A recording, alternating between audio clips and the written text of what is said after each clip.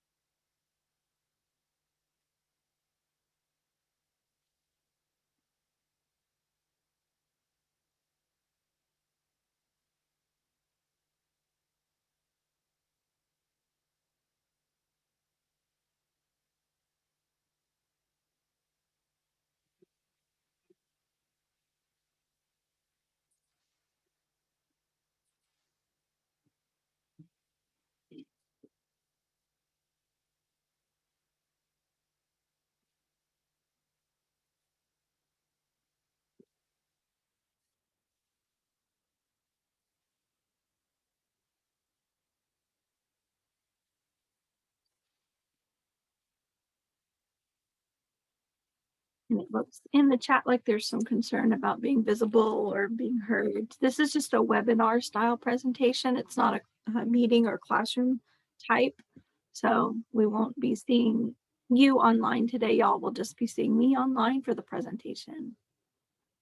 So no worries.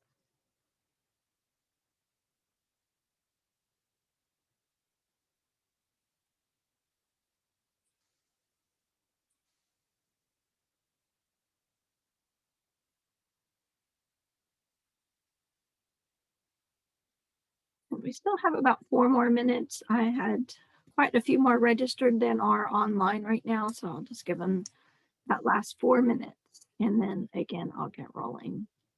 Thanks for being patient.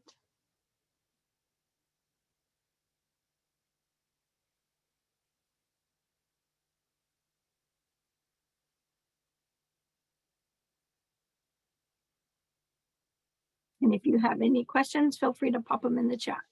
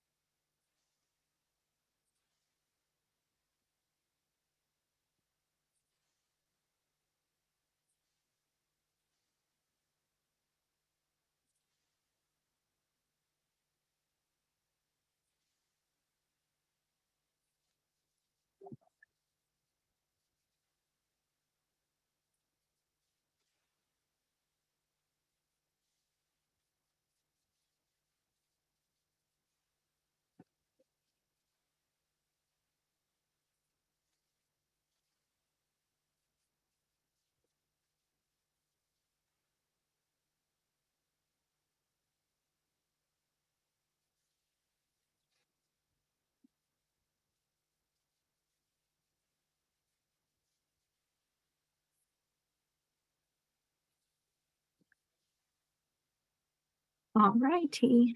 It is straight up 12 o'clock by my clock, so let's get rolling. My name is Marilyn Maxwell, and I'll be the presenter today.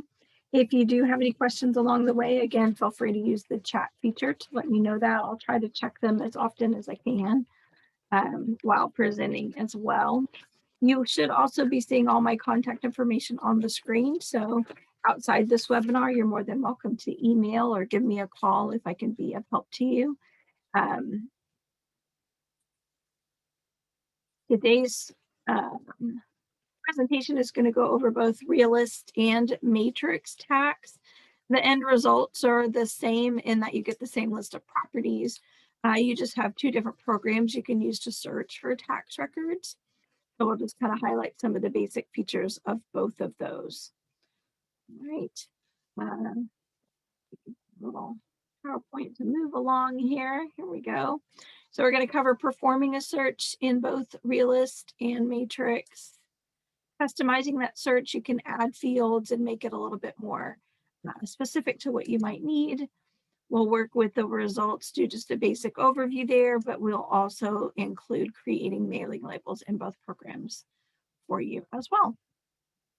All right, so to enter either Matrix or Realist tax, you're going to need to go into Matrix first. I'm going to do Matrix tax first just because it comes first in the list of drop down, quite frankly. There's no right or wrong to which you choose. Again, they both kind of do the same thing.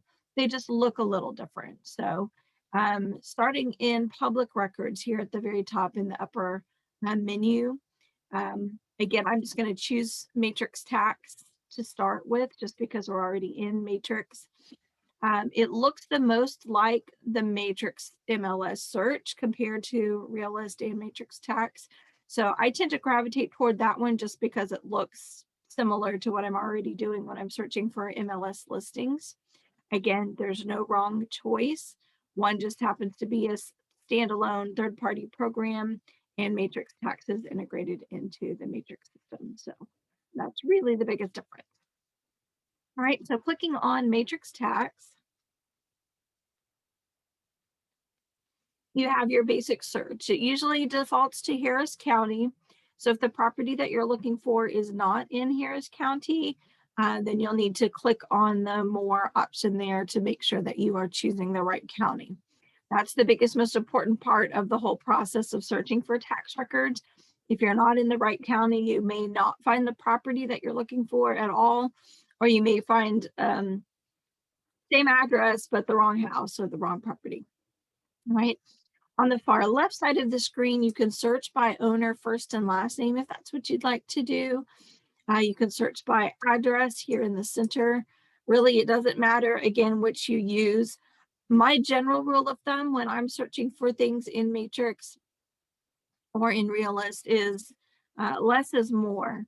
The more and more and more specific that you get, the more criteria you put in there, the less chance you have of finding the property that you're looking for, frankly. The tax records are written out. The way the data has been input is very specific. And sometimes they don't use, like on the address, for instance, the street name won't include drive, court, street, lane, avenue, circle, all of those types of things. So when you're searching for property, you want to leave those off, all right? Even though it's an option, they're not always entered in the data of the tax records. Sometimes not even on MLS listings. So you just have to be mindful about that. All right. And just on the rest of the page, you can see there are some basics, whether it's owner occupied, yes or no. The way the tax records determine that it is or is not owner occupied is if the tax mailing address is the same as the actual property, they consider that owner occupied. If it's different, they consider it not owner occupied. So if the owner of this particular property happens to just have a PO box, for instance, tax records would indicate if that's their tax mailing address is that PO box, the tax records would consider that not owner occupied. So it's not perfect, but it gives you a good way to at least narrow down those that are or are not owner occupied. All right. And then you can see you've got your neighborhood, school districts, municipality, and building name, zip code, city, and APN or tax ID. Assigned parcel number is what APN stands for. So you can search by any of those things as well. Again, the more that you search by, the fewer results you're going to get. The more and more and more detailed that you get, the fewer results you might get. So just keep that in mind. And then one last option that's kind of hiding in plain sight is the map search. You can actually click on that link for map search and it will let you search by map. Same map as we used in an MLS search. Same options across the top here. You've got your circle, rectangle, polygon, freehand polygon, and your little eraser to erase your shapes if that's what you want to do. So if you're having trouble finding the property and or you just want to search by map, you certainly can do that. I'm just going to go back and do a typical property search here in just a moment. Finishing out the page at the bottom portion, you have some MLS specific information. So in both Realist and Matrix Tax, you've got both databases put together, your tax database and your MLS database. So I can search by last sale date. I can search only by homes that are active currently in MLS or something like that. So it does give you the option to search by some of that MLS data, which can be helpful sometimes. It's not generally what you came to tax for a reason, right? So you're not generally searching for MLS data, you're searching for tax info. It does let you also search by MLS number, so that can be helpful, even if you just want to know only tax info. If you put the MLS number in here, again, maybe the address was giving you difficulties because of how the data has been input into the tax record. You can bypass needing to search by address and just search by MLS number, right? And then down at the very bottom of my screen, I have additional fields, add, remove. I already added and assessed improved value. That came up in a class I was teaching. Excuse me, in my cough drop here, trying to keep my throat from being so croaky. You can add any number of fields down here. So once you click on add, yours may only say add. Once you add something, it says add, remove. Once you click there, though, you'll see lots of options.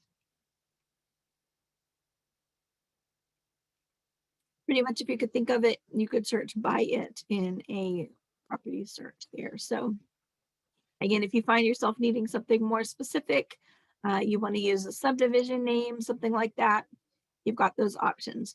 I just double clicked it to add it over here to the right. You can also click it once and hit the add button to add it to the right.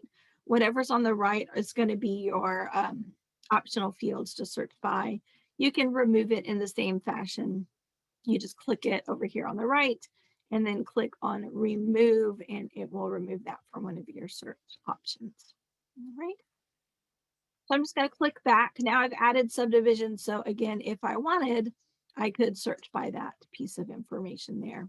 So you can really make it very customized very easily. You don't have to search by that. Neighborhood and subdivision are a little different. So again, it's just up to you what you need to search by. All right. I'm going to just put in a property address and be kind of quick about pulling up something here so we can move on to the next. And again, I'm leaving off drive, court, street, lane, avenue, circle, whatever, just to make very sure that I find the property. And you can see down here in the lower left that I have one match. So it worked. And we'll move on to results.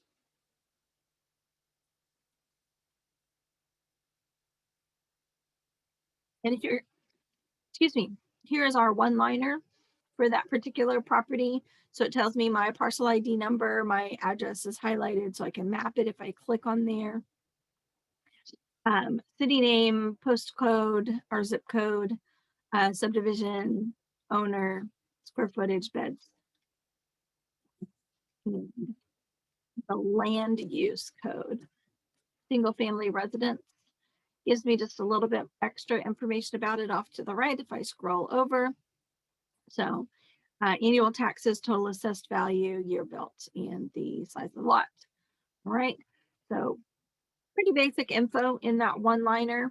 Off to the side here, you can see a little blue balloon on the far left. That's indicating that that property has sold in MLS somewhat recently. There's a record of that sold. If I were to click on that, it would give me the information about the property sold in MLS, when it sold, and the details of that sold. All right, so pretty good information from that grid, but you can dive a little deeper by clicking on the hyperlinks. Again, if you click the address, you're going to get a map of that property. And then on parcel ID, if you click there, it's going to take you to the same page we went to. Tax info is just, there we go, on the left, right?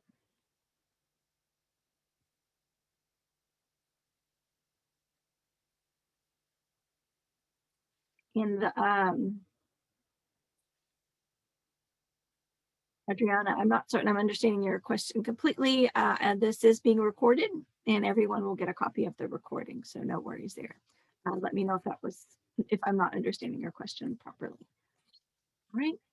So looking at the tax page here, we've got some basic info again about the home. You can see the sold indicator still up at the top there in the upper right. Sold in September of 1999. So it's an older sale. It's not been in MLS since.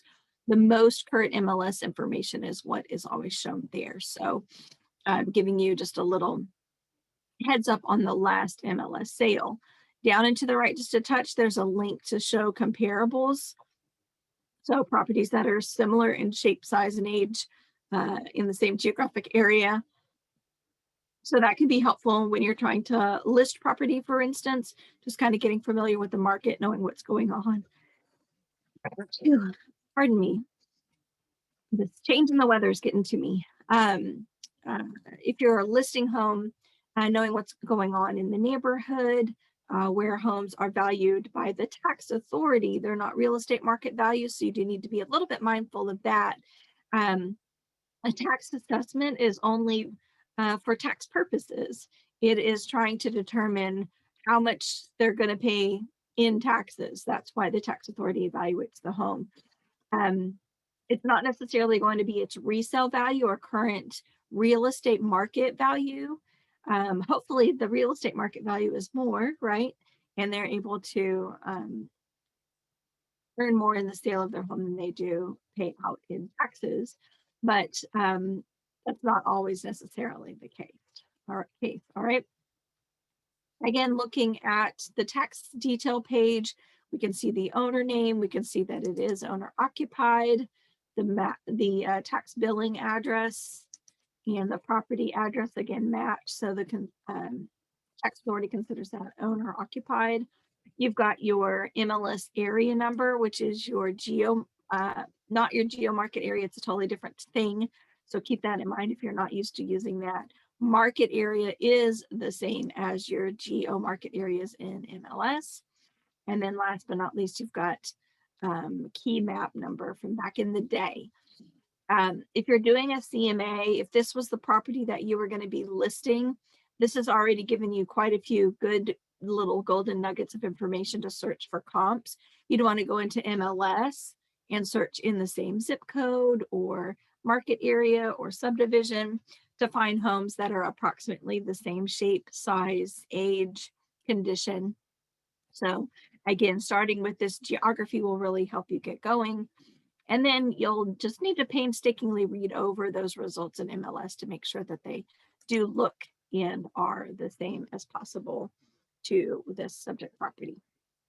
All right. Continuing on through here, we've got an estimated value section, a real AVM. That is a third-party report. It's just an estimate of market value. It is an automated valuation model, AVM. So it's not taking into account some of the upgrades that might have been done in the home. It can't look inside and know all those things. So I would take these with a grain of salt as well. You've got your high and your low. and then your average. So it's saying a real AVM for this property is 441.3, and the tax assessed value is like 135 or something like that. So again, I would take this 441.3 with a grain of salt.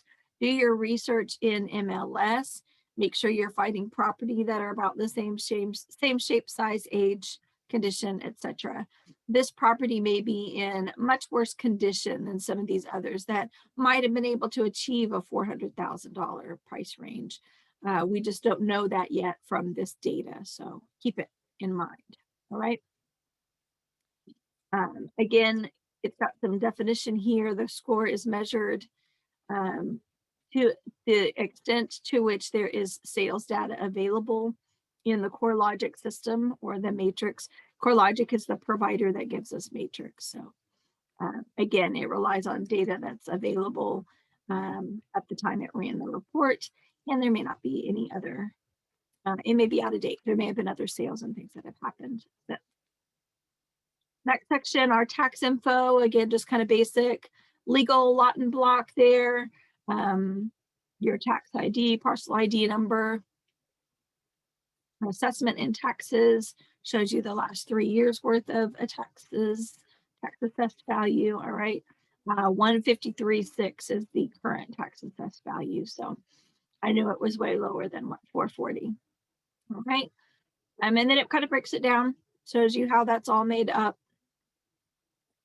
In jurisdiction, if that property had been in a MUD, that would be shown here in the jurisdiction section. It's not showing anything about a MUD, so we can be sure that it's not in one.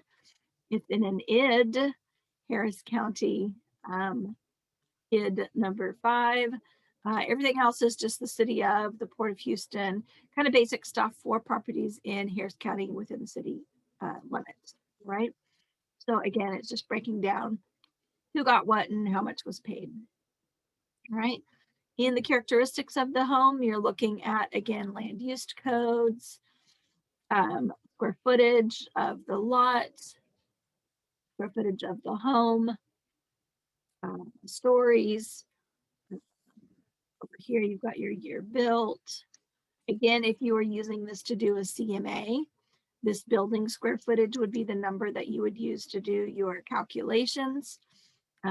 Price per square foot, things like that when you're doing the math on suggested list price. And that number is going to come in really handy. Of course, the size of the lot matters as well. So you'll use that number. Again, when you're searching for comps to do a CMA, you're looking for something that's as similar as possible. So in any comp that I choose, I would want it to have approximately a 9,100 square foot lot, if that's what mine has, and be about 1,600, almost 1,700 square feet. So again, you can get good information off the tax record to help you have a great start in building your MLS search for CMA. A little further down, building features, some basics on the square footage, kind of breaking that down. The primary area is 1,692 square feet. The porch is 24 square feet. The garage is 480. So you've got, again, your grand total of 1,692. It reiterates that the property was built in 1960. A little further down, again, it's just kind of telling you the stories, how many total fixtures, rooms, bedrooms, baths, etc. All right.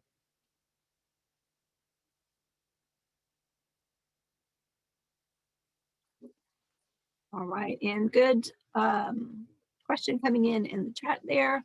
What if something reported in matrix tax is inaccurate? For example, her house is showing 3.5 baths when they only have 3. It's just a matter of contacting whatever tax authority your house is in. So if your home's in Harris County, you want to contact the Harris County Appraisal District, Montgomery County Appraisal District, whatever it is that your home is situated in, and just let them know of the issue. Be mindful if there's something incorrect and it drastically affects the square footage of the property, like the square footage is hundreds of square feet above or off then that can end up changing your taxes that were assessed, because it's based on a certain amount of square footage and shape and size of the home. A half bath isn't going to make a difference in your taxes, so you don't have to worry about that. I can't imagine that it would. So um, again, just give them a call or go to their website and let them know of the discrepancy, and they'll be glad to change that for you. All right. Let's look at the rest of the tabs across the top here. So that was all the tax info. The last known listing, again, this was from Ancient Real Estate History way back in 1999, but it could still give us some insight. Again, the sale price, list price is all going to be on this detail page. So they originally listed it at $79,500. No pictures for us to look at, unfortunately. That makes me sad. Sometimes it's really nice to be able to just look at older pictures. Again, I mentioned a CMA an awful lot. That's the primary reason that you would come to tax, I think, is in the process, or one of the primary reasons you come to tax, is in the process of putting together a CMA. So you can imagine if you had pictures of the property from MLS, that can help you just know the lay of the land, what the property looked like at that time. Again, these are old, so I wouldn't presume the house still looked like that, but I could get an idea of the flow, for instance, and how it went, right? Again, you've got all your room sizes, remarks, details about the property, and then again, that it sold way back in 99, and it sold for $75,000, and it was listed at $75,900, so not too bad. A couple of other important details on this page. On any sold MLS, you're going to see these seller contribution to buyer closing costs and repairs actual made. That's money they had to kind of give away to make that sale happen. So again, if you're trying to do a CMA on this property, you may end up having concessions. Again, this is old data from back in 99. So it was relevant then, not so relevant for a new transaction. All right. Again, if we had photos, they'd be in that photo section. We just don't on this listing. History is going to be the full history of that property, the history in MLS and in the tax records. This is deed history from the public records. So who owned it, and then who it was sold to in 99 is what we're seeing here. And we can see Chase Manhattan Mortgage was used, and a loan in the amount of $74,386 was taken out, and how that property sold at that time. They have a pretty short history on this property, so no real earth-shattering facts that we see here. Sometimes you have a more extensive deed history. This particular property just hasn't sold all that often. I'm familiar with the property in my parents' old neighborhood. It just had owners that owned it for quite a few years at a time. So there's just not that much to know in the deed history. All right. Parcel map is the next menu item over. You've got your kind of satellite view, spaceship view, I call it. It's not really, but general over sky high view, and then a more zoomed in view on the map there. It's estimating the lot square footage on each side. If you do the math, like times the width, you get your estimated lot square footage.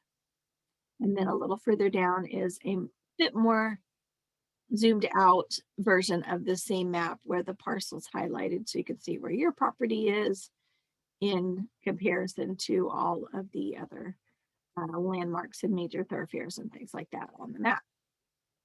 Right. And then flood map is the next tab over.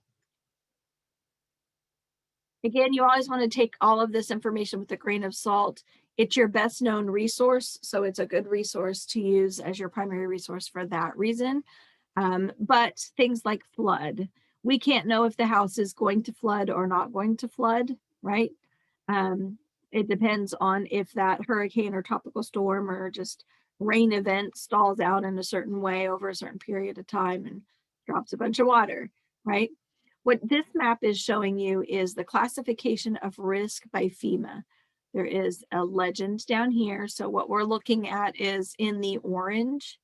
It's kind of pale orange, which indicates out of special flood hazard. So they're not in, they're in the lowest level of risk. They're not in a flood district right now. They're not in a floodplain or floodway. It's also technically called Zone X. That's why you're seeing the X's there. So in terms of risk, this is the lowest level of risk. If we move toward the top of the map, you'll see that there's some yellows, some purples. This is where we're getting into floodway, floodplain, 500-year floodplain. So this is fairly near to some other kind of activity, right? And as you can imagine, the closer you live to a body of water, the higher your level of risk is, all right? So this is a bayou right here. So if you lived in the bayou, it's the darkest purple. 100-year floodway. So you do have some high level of risk if you live very near to that body of water. And then you can see the lighter purple, that's the floodplain. The way I remember it is the floodway is the way the water is gonna go, meaning in that bayou, in that creek, in that reservoir, lake, whatever. And then the floodplain is where it's going after it's gone on its way. If it overflows the flood way, goes to the floodplain. And then if it exceeds that even and continues to go out of the bounds of that floodplain, it goes to the 500-year floodplain. So again, there is some level of risk there comparatively, according to FEMA's map. Now, one thing that you want to be mindful of again is you can't say, oh, you're in the orange, you're in the clear, you're never going to flood there. You don't need flood insurance, right? That's not your job. It's outside the scope of your license. So you don't want to tell that to a consumer. What if we get a rain event and their house floods? Who are they going to be mad at? They're going to be real mad at you, right? Again, we just can't predict whether it will or won't flood. So this is not a map of will or won't or did it not flood. It's just simply a map of classification of risk by FEMA. So anybody in the orange does not need to buy flood insurance it's not required. If you're in a floodway or floodplain, it is required, 100-year floodway, floodplain. If you're in that 500-year floodplain, you're not necessarily required to carry flood insurance. So again, that's just the FEMA classification there. Right. Somebody is asking if there's training on how to read the flood map. Other than the kind of overview that I just did here, there's nothing specifically that focuses on only the flood map. If you take Matrix overview part 2, it does cover the flood map, and we'll do another overview like I just did in that class. Right. Thank you for your question, Linda. Appreciate it. All right, last tab, it's not available to us, which is a good thing, I guess. Foreclosure, there is no history of foreclosure on this property. So that is, again, good, right? If we were using this as a prep for CMAs, it's good to know that there isn't a history there. If there were any history of foreclosure due to whatever reason, lack of payment of mortgage or lack of payment of taxes or whatever, it would simply be on that tab and it would give you all the data possible, including dates when that occurred. So it's a history of foreclosure. It's not necessarily indicating that it currently has a foreclosure. So if you pull up a different property and you have data in that tab, don't freak out necessarily, because it's just going to be showing you history of foreclosure. So it could be something that is just, a year or two old that involved a different owner, something like that. It doesn't necessarily mean, again, the house is currently in foreclosure. All right. So that's kind of it for the basics of working with the results in Matrix Tax. Once you pull those up, you do have options down here at the bottom to email data, print the data, or get driving directions to the property. You can even export some of the data to Excel. It generates a CSV file that you export. So if that is of interest, I can't think of examples where you might do that, but To each his own. Somebody else might have a reason why they would do that. When you are emailing information, it's going to be a consumer appropriate type report. So it'll pull off any information that they're not supposed to have, if there is any. And then it just sends them a standard sort of report. It's a link that they'll click and open PDFs. So again, if you needed to share it with a consumer, you could do that. All right. If you want, you can blind carbon copy yourself on that message so you know what it looks like, since it's maybe new to you. You can also know what went and when it went, and ensure that the consumer got it and all of that with that CC there. And again, it generates its own kind of report. It looks similar to the auto email web page, if you're familiar with doing auto emails in MLS. That's what it looks like. So again, pretty basic stuff. It's only showing them what they're supposed to see. So it's pulled off that MLS data, flood maps, etc., and just sends them the basics about the tax info on the property. All right.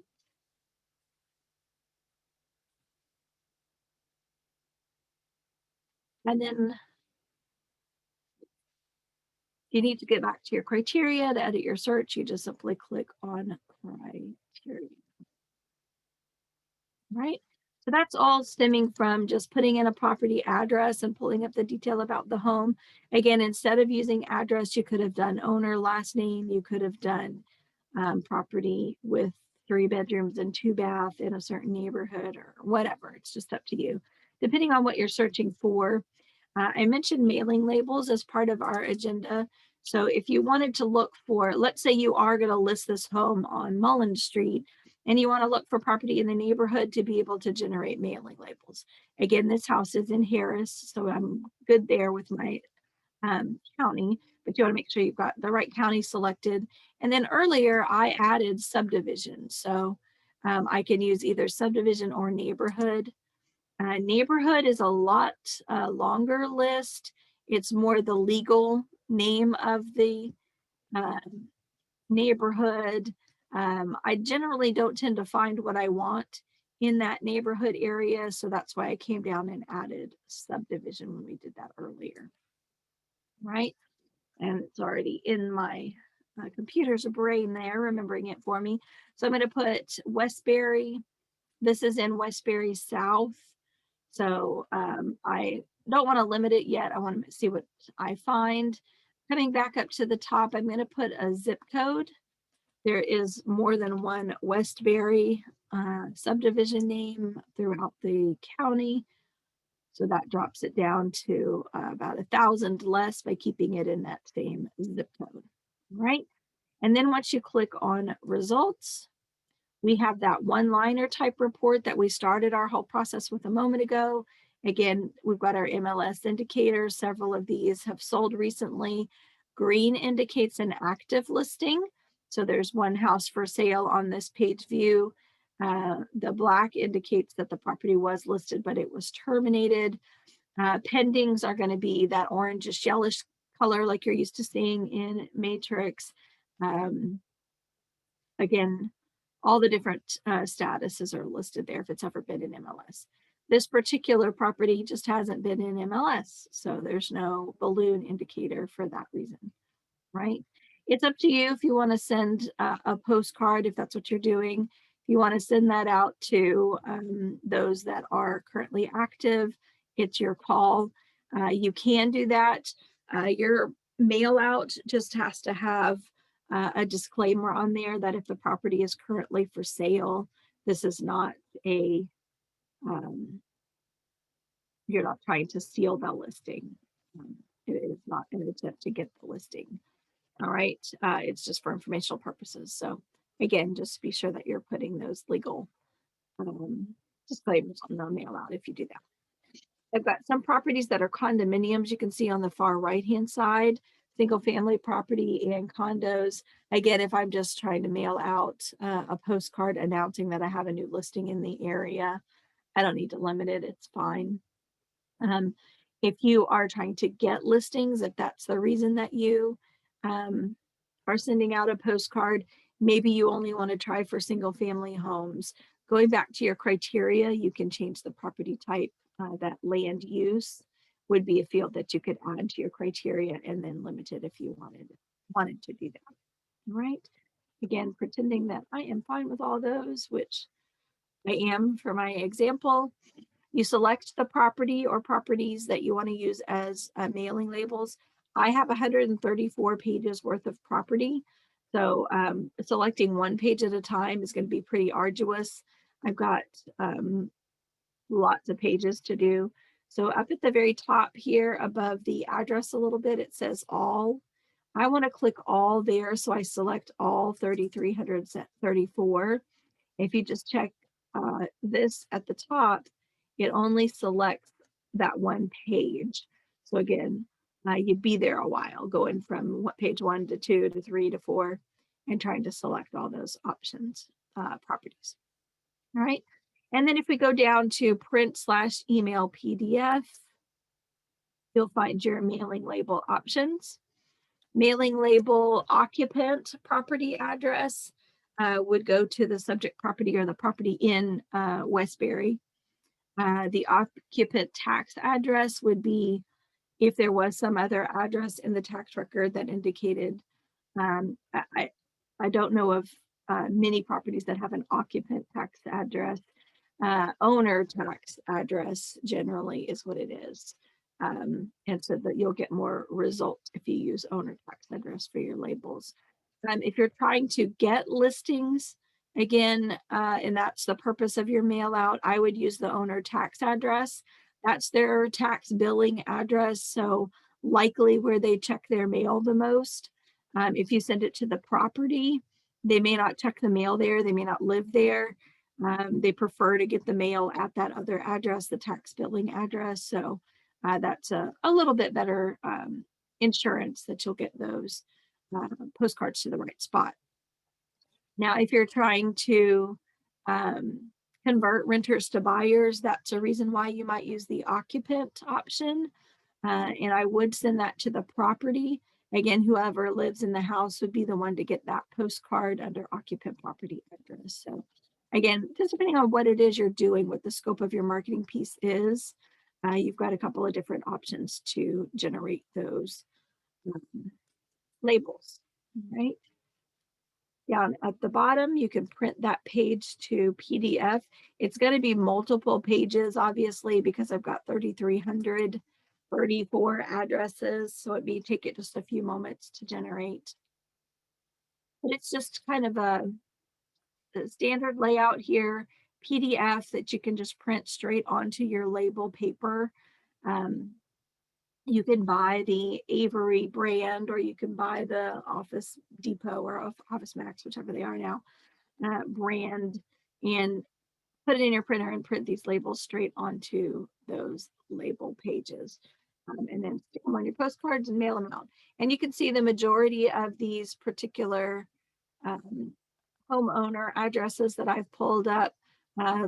Quite a few of them aren't in the neighborhood. They're all either absentee owners or just have a PO box or some other scenario where they're living. Their tax billing address is somewhere else other than the address within the neighborhood of Westbury. All right, so that is kind of it for the basics in matrix tax. I didn't see any other questions pop up in the chat, but if you have any questions on anything I've covered so far, feel free to ask. I'm going to move on into Realist tax for the next section.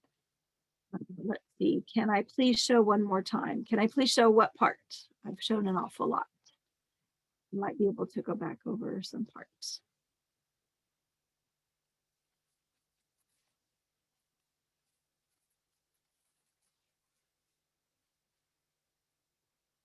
About how to get the addresses. So again, I did a search.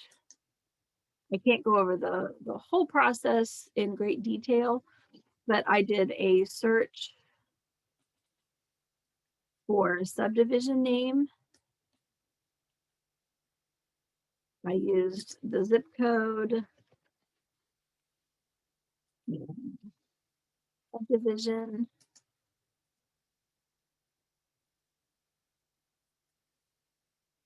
And then at the top there, I selected all. And then I just went to print email PDF to get um, those mail label options. Right? And again, you can search by map, you can search subdivision name like I did, you could use only zip code if that's what you wanted to do.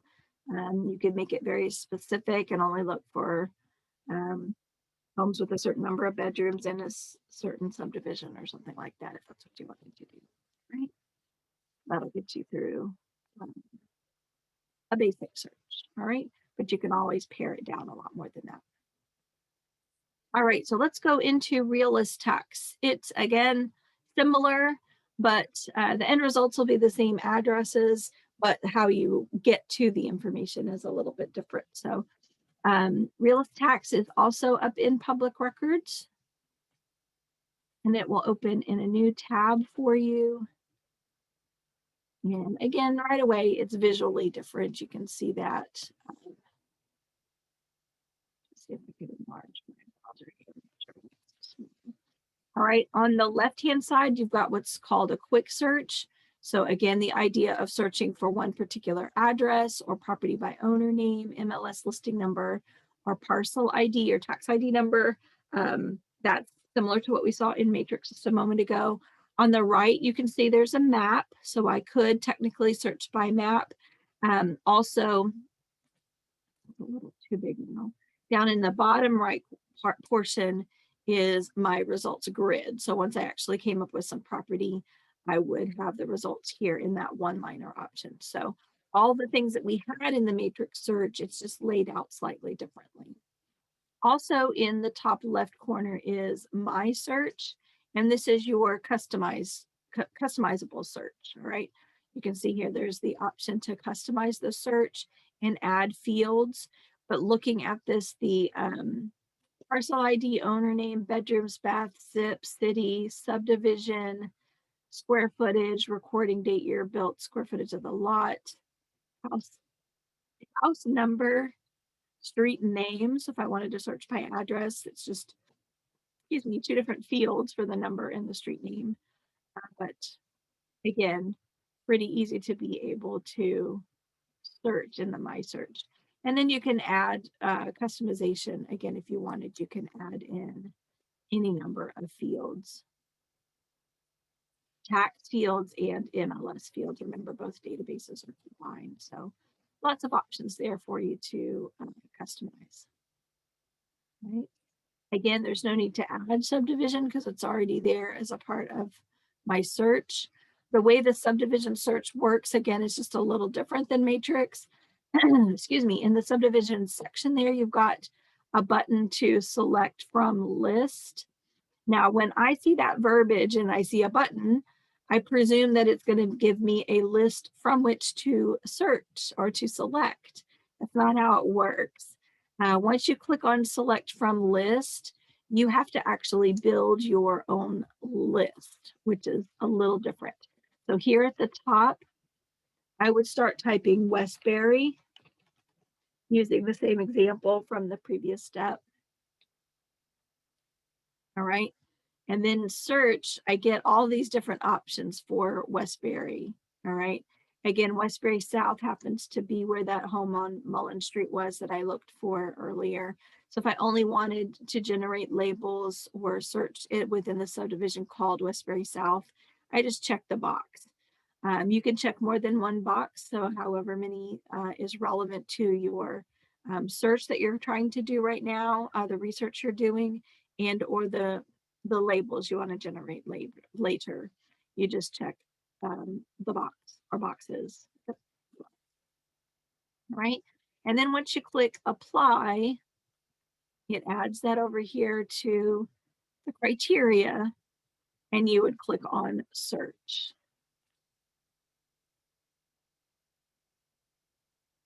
And again, it could take it just a few moments just because it's trying to call through all of those listings in Westbury and find me only Westbury South.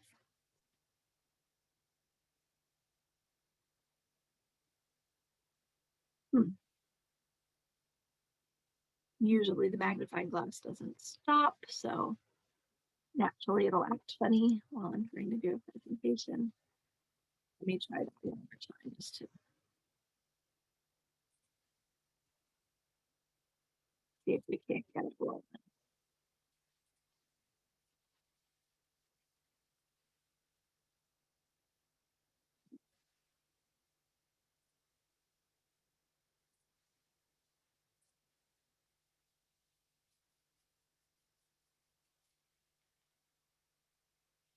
There are homes in Westbury South, I promise.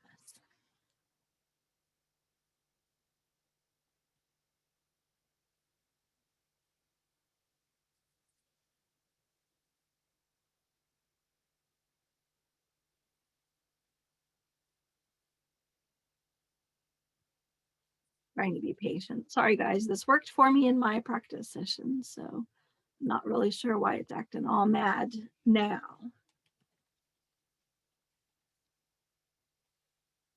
Let's see if I can't get to pull up something different instead of Westbury South.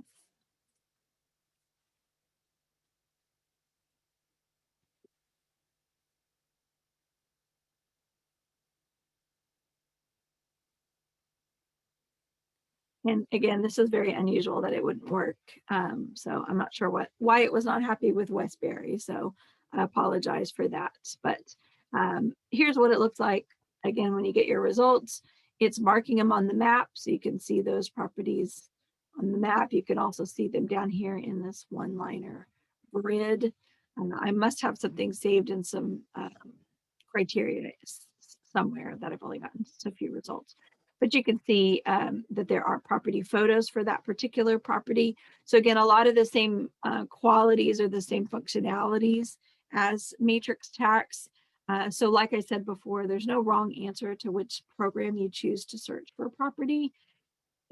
All the information's there. It's just whether you like the aesthetics of Realist and how it's laid out, or you like how matrix looks and how it's laid out, right? Down a little further, at the bottom here, I've got my option for labels. Everything in Matrix is not selected when you find your results.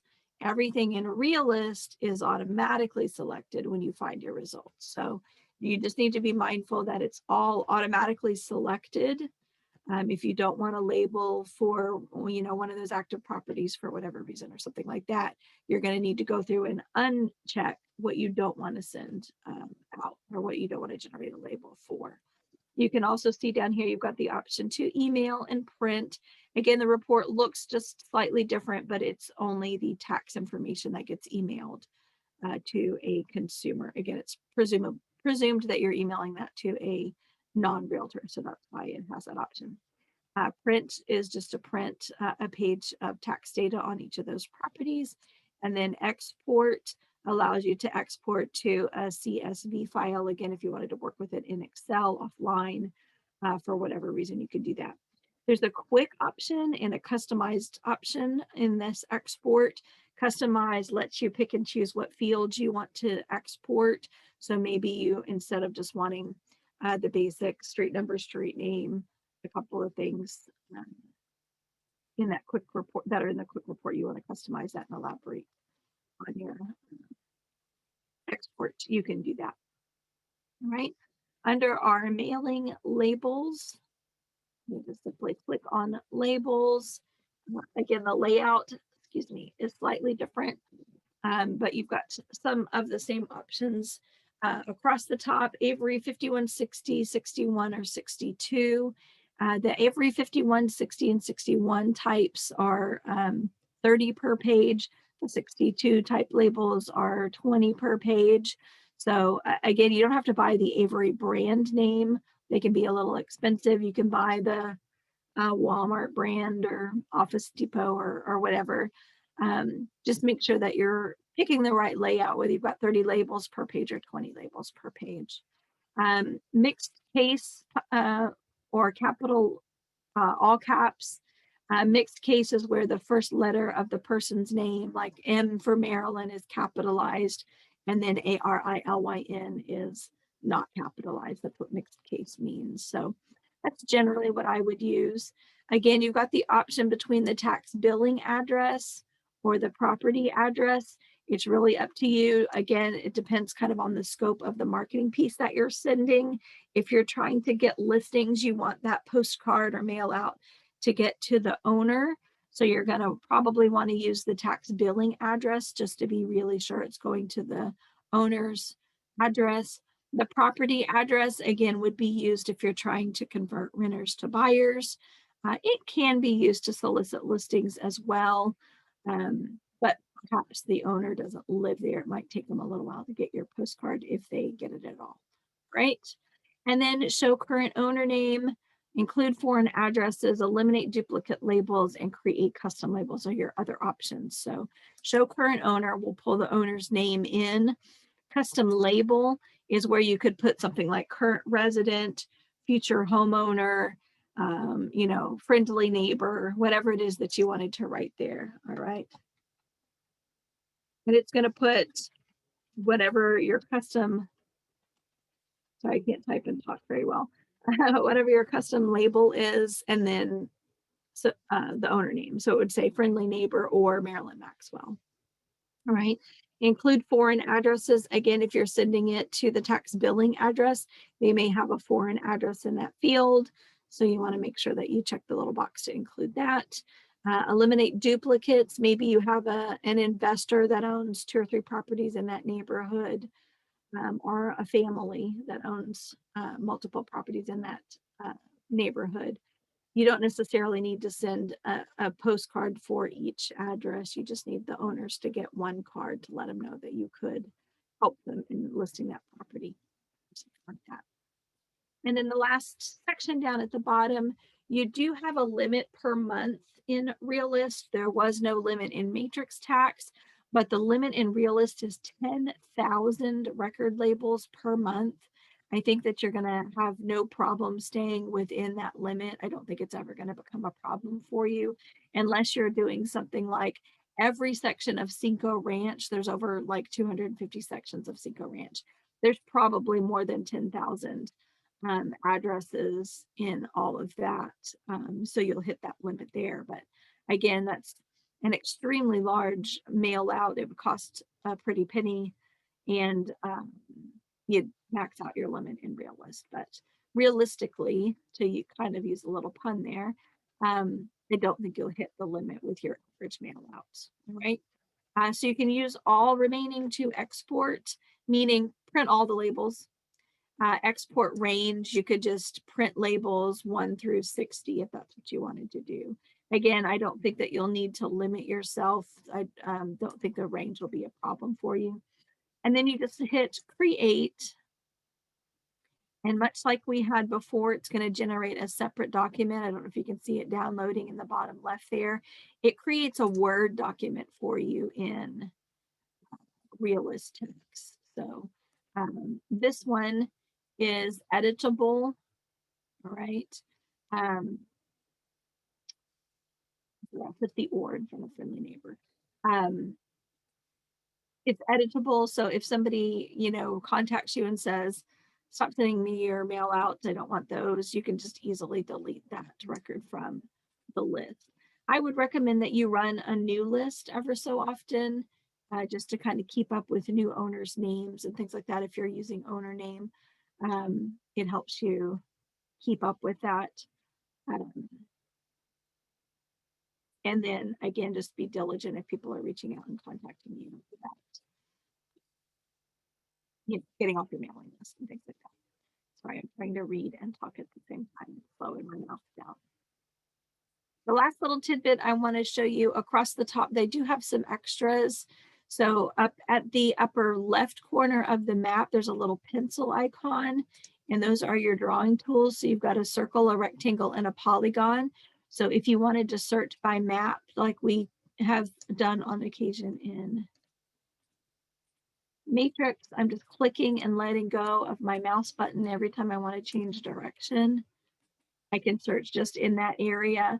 I could do that instead of searching in subdivision names and get different results, right? Potentially. Boundaries, you've got zip codes, city limits, county. So these are the layers that are listed in matrix maps. I'll go back and show the map in a little bit more detail here in just a second in matrix. You've got that flood zone we were showing in that area as well. So just a couple of enhancements to help you search by map. The property and sales data. This can show you auction properties. Looking at my map right now, let me just kind of scoot it down so you can see better. All these little green dots on the map are pulling from the MLS status active. So all of those are active properties in that area. If I uncheck it, those go away. If I want to check active pendings, give it a moment, you'll see all of those marked there as well. So it's just overlaying MLS data again with tax data. There is a tax sales option there as well. This one's just kind of a sit and wait for it. A tax sale didn't necessarily go through MLS. A tax sale could be a FSBO. Tax sales just indicating that the deed changed hands. So be mindful of that. All right, so that could be good info for you if you need that. And then lastly, you can put details on the map that show lot area, APN, bed and bath. The APN, again, is your assigned parcel number or tax ID number. And if you'll notice on the map here, we can get that to zoom in a little for me. It's putting those tax ID numbers right on the map. So again, options. Do I think that you need them all the time and that you're going to get great use out of those? Not necessarily. They're just extra bells and whistles. They do also have some trend overlays that can be shown on the map. The number of homes in foreclosure, the percentage of homes in foreclosure, and the total sales activity, in addition to the median sale price on the map. These are just visuals. They're not printable. It's just kind of letting you see something on the map. Points of interest like libraries and hospitals and things like that can be put on the map as well with that legend. And then last but not least here, you've got driving directions from one address to the other, and it would show that on the map. All right, and then locate on the map if I'm looking for a particular property address.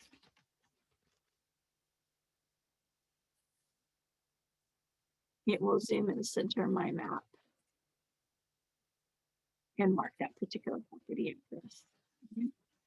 And then your measurement tool just measures how far it is from one particular point to another point. Again, I don't know how often you would need that option, but you've got that option. And then lastly, Annotation Tool lets you draw, annotate on the map, lets you make a box where you could put a comment. It's like a little text box tool. So just up to you. But I did want to show you that. Realist does have a lot more mapping options than you see right away in the matrix system. You can view only the map. Right now we're looking at a split view. So I've got the grid and map. Map view shows full screen of the map, and list shows a full screen of property detail for you. Where it says customize cards, you've got the option to choose what's major details that you want to see when you view a property overview like this. So right now it's showing me the sales price, the address, the ML status, building square footage, and MLS number. If I go into customize cards, I can tell it I want to see sold price, square footage of the property, right? I can just change it around and see different information in that little overview card, they call it. Right. Last little tidbit here, up in the upper right, you've got some settings options. You do have a place in there where you can create your email signature if you'd like to do that. If you think you'll be emailing from the tax program a good bit, then it could be helpful to go ahead and get your email signature in there. You can also change the default on some of the reports. your maximum number of comps that you can see if you're pulling up properties in their comparable report is 50. Mine's set to see only 20. By the real AVM scores, if you when you're looking at the tax detail page, again, personal on or off, just some personal preferences there. I don't think you necessarily need to change them from the defaults, but it does give you the option to do that if you'd like. Right? And I don't need to save those. And then just to finish off things, I did want to go back and show you a little bit more on the map and matrix because we didn't spend much time there. Back at my results for my tax where I left off, if you click map, you do have your drawing tools across the top. So again, you could search in a specific polygon if that's what you wanted to do instead of just by subdivision name. Where I do the polygon just doesn't happen to get into Westbury, which is where I searched my subdivision name. So there's no results where I'm searching, but just to show you the functionality. Also, there is a layers option. If you zoom in a little further on the map, these that are in red are going to go away. So much like we had over there in Realist, you've got your zip code boundaries, city limits boundaries.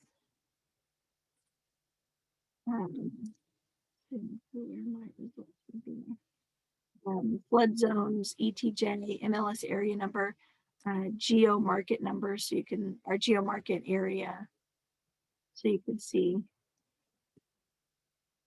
all of those laid out in there. So all the same functionality that you have if you're doing an MLS search, you just happen to be getting properties by tax address instead of by MLS. All right, that is kind of an overview of both of the programs, all the things I had planned to cover for today.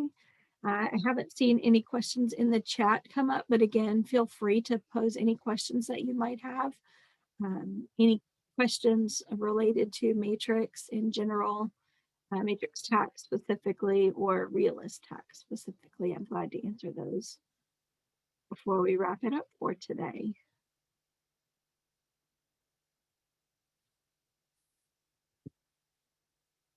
And again, I really appreciate you all being with me and taking some time out of your day to spend overviewing the tax info.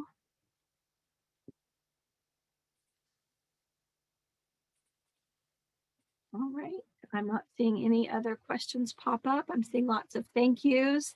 Y'all are most welcome. Thank you again for being here. So I had someone to talk to instead of talking to myself. All my contact info is up on the screen. So again, if you do have questions on Matrix MLS, Matrix Tax, or Realist Tax, or any of the HAR tools, I'm a full-time employee here at HAR, so that's what I do. Feel free to email me and let me know if I can be of help, or give me a call if you'd like. Have a great rest of your day, and thank you again so much for being online for the webinar. Everyone who registered will get a link to the recording once it's finished. It takes it a while to render and be produced into a link that I can send out to you guys. So it may not be until the beginning of next week that I'm able to get it out, but I will get it to you just as soon as I can. Thanks again. Bye for now. Have a great rest of your day and a great weekend.